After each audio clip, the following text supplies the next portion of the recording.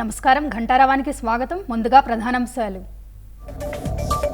కాసేపట్లో కేంద్ర మంత్రివర్గ తొలి సమావేశం. భేటీ అనంతరం మంత్రులకు శాఖలు కేటాయించే అవకాశం.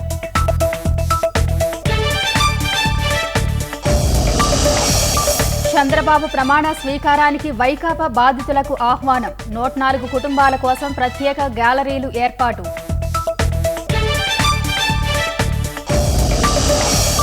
యుద్ధ ప్రాతిపదికన రాజధానిలోని అసంపూర్తి భవనాలు పూర్తి చేస్తాం. మౌలిక వస్తువులపై దృష్టి సారించామన్న సిఆర్డీఏ కమిషనర్. వైకాపా పతనానికి అమరావతి నాంది పలికిందన్న ఆదినారాయణ రెడ్డి. రాజధానిలో పర్యటన, జగన్ తీరుపై ధ్వజం.